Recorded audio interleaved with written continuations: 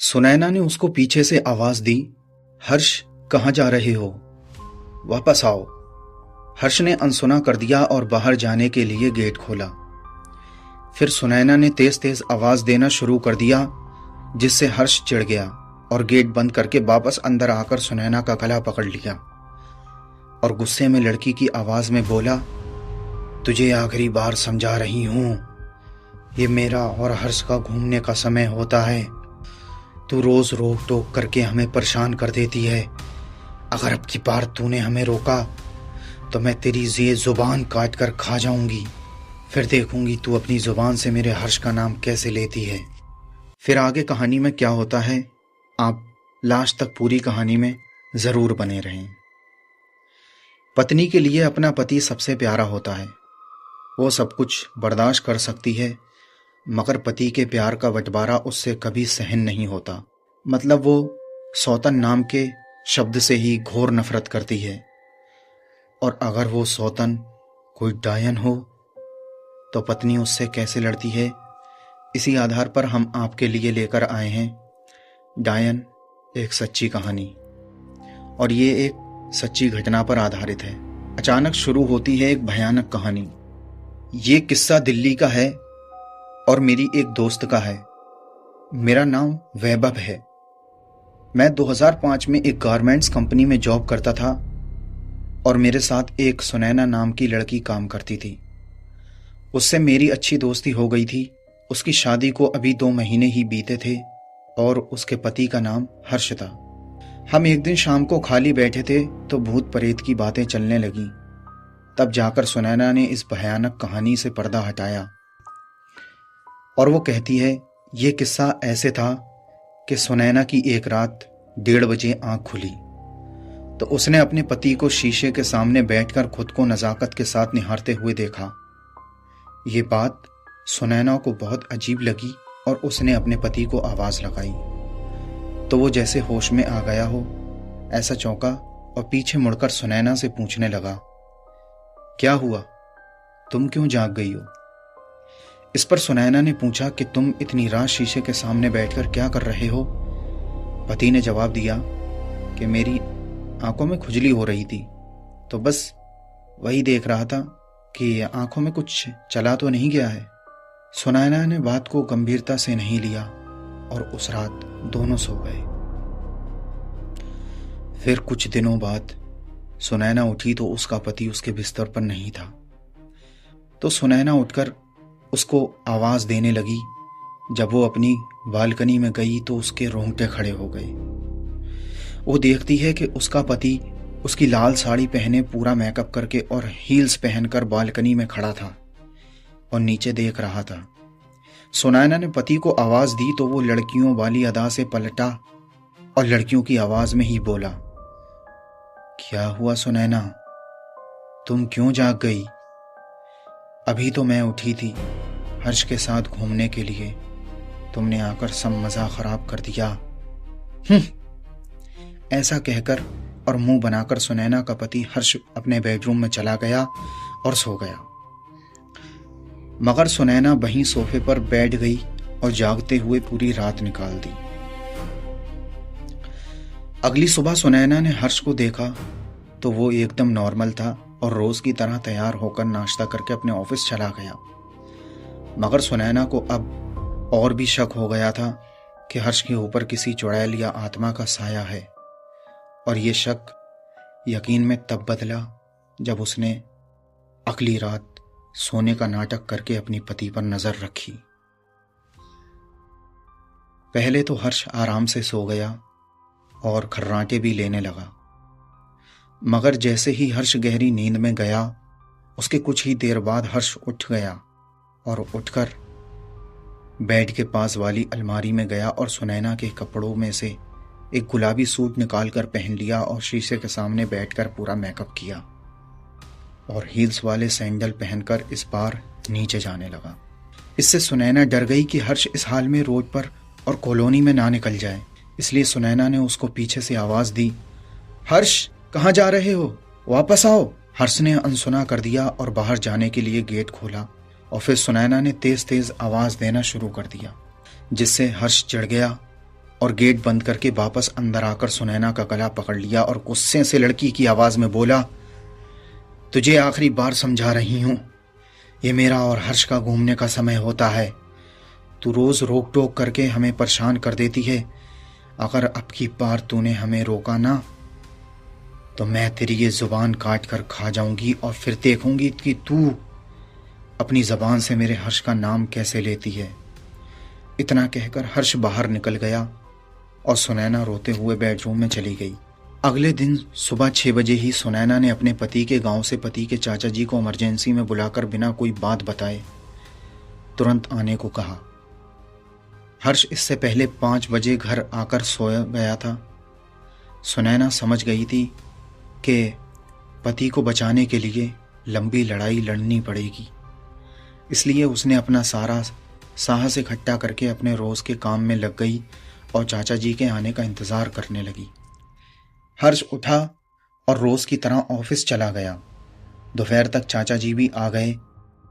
सुनैना ने चाचा जी को सारी बातें बता दी, जिसके बाद चाचा जी को समझते देर ना लगी कि हर्ष के सर किसी चुड़ैल या डायन का साया है। अब शाम को जब हर्ष ने चाचा जी को देखा तो पूछा कि आप अचानक कैसे आ गए। तो चाचा जी ने कहा कि मेरा तुम लोगों से मिलने का मन हुआ तो बस मैं यूं ही चला आया। हर्ष ने मुस्कुराते हुए कहा, चाचा जी, आपका ही तो घर है, कभी भी आप आ सकते हो। फिर सबने खाना खाया और हर्ष को बेडरूम में छोड़कर सुनैना चाची के पास दूसरे रूम में आ गई और बोली, चाचा जी, आप जागते रहना। आधी रात में हर्ष जब उठेगा तब आप उसको अपनी आंखों से खुद ही देख लेना। आधी रात हुई, हर्ष फिर से उठा और सज धज के कमरे से निकला ही था कि सुनैना ने चाचा जी को आवाज दी, जो हर्ष ने भी सुन ली और वो सुनैना की तरफ उसको मारने के लिए दौड़ा। सुनैना बेड पर चढ़ गई। हर्ष भी बेड पर चढ़कर उसके बाल पकड़कर जमीन पर घसीटते हुए ले आया और लड़की वाली आवाज में बोला, आज तेरी जबान चाकू से काटकर तेरा रोज का रोकना टोकना का किस्सा ही मैं हमेशा के लिए खत्म कर देती हूँ। और हर्ष सुनैना को रसोई की तरफ ले जाने लगा। सुनैना लगातार चिल्ला रही थी। इतने में चाचा जी ने ये सब होते हुए देख लिया कि हर्ष ने क्या रूप धारण कर रखा है और अभी ये किसी चुड़ैल या डायन के वश में है। चाचा जी ने हर्ष को पीछे से पकड़ा, जिससे हर्ष को और गुस्सा आ गया। उसने सुनैना को छोड़ा और चाचा जी के सीने में एक जोरदार लात मार दी, जिससे चाचा जी नीचे गिर गए और वो फिर सुनैना की तरफ बढ़ा, मगर चाचा जी फिर से उठे और उसको पीछे से पकड़ लिया। इतने में सुनैना ने भी उठकर चाचा जी की मदद से उस पर काबू पाना चाहा, मगर हर्ष ने अब दोनों को बाल पकड़कर पूरी तरह मारा और उन दोनों को वहीं छोड़कर बिल्डिंग से बाहर निकल गया। दोनों ने उसका पीछा किया तो देखा वो पास के शमशान में जाकर बैठ गया था। अब सुनैना और चाचा जी हर्ष को वहीं छोड़कर घर आ गए और रात के 2 बज चुके थे। चाचा जी ने सुनैना से कहा कि ये तो बहुत भयानक स्थिति है, इसके लिए कल ही मुझे गांव के पास जंगल में जहां एक नागा बाबा कुटिया बनाकर रहते हैं, उस जंगल से अपने दोनों बेटों को भेजकर नागा बाबा को बुलाकर यहाँ लाना होगा। मैं पक्का तो नहीं कहता कि वो आएंगे या नहीं, हाँ, अगर आ गए तो हम इस जानलेवा मुसीबत से ज़रूर बच जाएंगे, ऐसा मेरा विश्वास कहता है। चाचा जी के दोनों बेटे गांव के मुखिया को जंगल में ले गए और तीनों उनके पैरों में गिरकर हर्ष की जान बचाने के लिए साथ चलने को कहने लगे। नागा बाबा ने जैसे ही इस घटना को सुना तो वो बिना कुछ बोले तुरंत ही खड़े हुए, साथ में एक गमछा और एक अपनी छोटी सी पोटली लेकर गाड़ी में बैठ गए और दिल्ली के लिए निकल गए। इधर हर्ष के सुबह शमशान से आने के बाद वो नॉर्मल तो था ही और ऑफिस जाने लगा तो चाचा जी और सुनैना ने हर्ष को ऑफिस नहीं जाने दिया।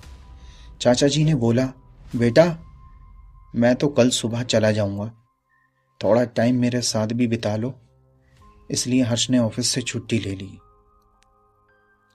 जब शाम के 4 बजे चाचा जी के दोनों बेटे और मुखिया जी नागा बाबा को लेकर घर आ गए तो हर्ष ने नागा बाबा को देखा तो चिढ़ गया और अपने भाइयों से बोला, ये किसको उठा लाए हो, इसको भगाओ यहां से। नागा बाबा जो पूरे रास्ते चुप थे, अब वो चाचा जी के बेटों से बोले तुम दोनों गेट पर खड़े हो जाओ, ये डायन बाहर नहीं जानी चाहिए। हर्ष की तरफ नागा बाबा ने अपनी पोटली से एक भभूत निकालकर फेंका तो हर्ष को चक्कर आने लगे, मगर हर्ष संभला और भागकर अपने बेडरूम में जाकर घुस गया और उसने अंदर से गेट बंद कर लिया। चाचा जी, उनके दोनों बेटे, मुखिया जी और सुनैना सब डर गए और गेट खुलवाने के लिए पीटने लगे, मगर नागा बाबा ने सबको वहां से हटने को कहा और एक फर्श पर सिंदूर से एक रंगोली जैसा कुछ बनाकर सबको उसके चारों तरफ बैठने को कहा। और पहले उन्होंने मेन गेट लॉक करा दिया, फिर उन्होंने अपनी पोटली से कुछ हड्डियां निकालकर उस रंगोली पर रख दी और सबको हाथ जोड़कर बैठने को कहा और खुद ध्यान में लग गए। कुछ ही देर बाद हर्ष खुद गेट खोलकर बाहर आ गया। हर्ष ने फिर इस बार लाल साड़ी पहनी थी, सारा श्रृंगार किया था और नकली बालों की चोटी भी लगाई थी। बाहर आकर हर्ष गुस्से से नागा बाबा को देखे जा रहा था। सब डर रहे थे कि कहीं कोई अनहोनी ना हो जाए, मगर नागा बाबा ने कहा कि डरने की कोई ज़रूरत नहीं है, अब ये डायन अपने असली रूप में आई है और अब मैं इसको भस्म कर दूंगा। नागा बाबा ने कहा, बेला नीचे बैठ जा। इस पर वो डायन चौंक गई कि इस बाबा को मेरा नाम कैसे पता चला। वो डायन नीचे रंगोली के सामने बैठ गई। नागा बाबा ने पूछा, इसको क्यों परेशान कर रही है, यहां से चली जा। वो डायन बोली, नहीं, ये लड़का हर्ष मुझे पसंद है। मेरा पति भी ऐसा ही लंबा चौड़ा था, फिर एक दिन उसने मुझे जहर देकर मार दिया और तब से मैं भटक रही थी। फिर मैं किसी के साथ लगकर दिल्ली आ गई। उन्होंने मेरा इलाज एक मौलवी से कराकर मुझे चौराहे पर रख दिया और हर्ष जब रात में एक शादी से आ रहा था तो मेरा इस पर दिल आ गया और मैं इसके साथ हमेशा के लिए रहने को चली आई। नागा बाबा ने पूछा, तूने अपनी पूरी और सच्ची कहानी नहीं बताई, मैं तेरी कहानी पूरी कर देता हूं। नागा बाबा ने डायन की कहानी बतानी शुरू कर दी और कहा कि तेरा जन्म बहुत ही अशुभ ग्रह नक्षत्र में हुआ था, जिसकी वजह से तुझे बचपन से ही ऐसी शक्तियों से प्यार था और हर बुरी शक्ति को तू किसी न किसी तरह प्रसन्न करती आई थी। बाद में इस बात का तेरे घर वालों को भी पता चल गया था, मगर उन्होंने तेरी इतनी बड़ी बात सबसे छुपाकर तेरी शादी एक आम और सीधे आदमी से कर दी। मगर तूने फिर भी अपने काले कारनामे टोने टोटके नहीं छोड़े। तेरे बच्चे होने के बाद भी तू नहीं सुधरी। आस पड़ोस और रिश्तेदारी में काली क्रियाएं करके उनका सुख चैन छीनती रही और हद तो तब हो गई जब तूने अपने दोने बच्चों की भी बलि दे दी और उन्हें काटकर उनकी सब्जी बनाकर अपने पति को परोस दी, क्योंकि तुझे अमर होना था। तेरे पति ने वो सब्जी देखी और उसको सब्जी में बच्चे की उंगली मिल गई। तेरे पति ने तुझसे पूछा कि बच्चे कहाँ हैं, तो तूने कहा ऊपर वाले कमरे में सो रहे हैं। उसको तुझ पर शक तो पहले से ही था, इसलिए उसने ऊपर जाकर देखा, जहां उसको बच्चे नहीं मिले और तेरे पति ने कुल्हाड़ी से तेरा खून कर दिया और तेरी लाश को एक सुनसान जगह पे एक पेड़ के नीचे गाड़ दिया और रातों रात उस गांव को छोड़कर भाग गया। तब से तू उसी पेड़ पर रहने लगी और आते जाते हर व्यक्ति को अपना शिकार बनाने लगी। सबने उस डायन की तरफ देखा। वो छाती पर हाथ मार मार कर रोने लगी। तभी नागा बाबा ने चाचा जी के बेटों से उसके हाथ पकड़ने को कहा और कुछ मंत्र पढ़े, भभूत निकालकर पास रखे पानी में मिलाया और उस डायन के मुंह में डाल दिया। वो डायन चिल्लाने लगी, मेरा गला आंख से जल रहा है, कोई मुझे बचाओ, मैं हर्ष को छोड़कर नहीं जाना चाहती, मुझे मत भगाओ, मुझे मत मारो। और ऐसे चिल्लाते हुए उस डायन ने हर्ष का शरीर छोड़ दिया और हर्ष बेहोश हो गया। नागा बाबा ने सब ठीक कर दिया। कुछ देर बाद हर्ष को भी होश आ गया। सुनैना और बाकी सब ने एक चैन की गहरी सांस ली। सुनैना ने नागा बाबा से कहा, बाबा मैं आपके लिए क्या कर सकती हूँ, आपको कुछ पैसे दे दूँ तो क्या आप ले लोगे? नागा बाबा बिना कुछ बोले नीचे उतर गए और गाड़ी में जाकर बैठ गए। चाचा जी के बेटे भी मुखिया जी को लेकर गाड़ी में बैठ गए और नागा बाबा को छोड़ने जंगल के लिए निकल गए। अगर कहानी अच्छी लगी हो तो एक लाइक ज़रूर देना और अपने चैनल भूतिया किस्से को सब्सक्राइब करना ना भूलना, क्योंकि आगे और भी खौफनाक कहानियाँ आपका इंतज़ार कर रही हैं।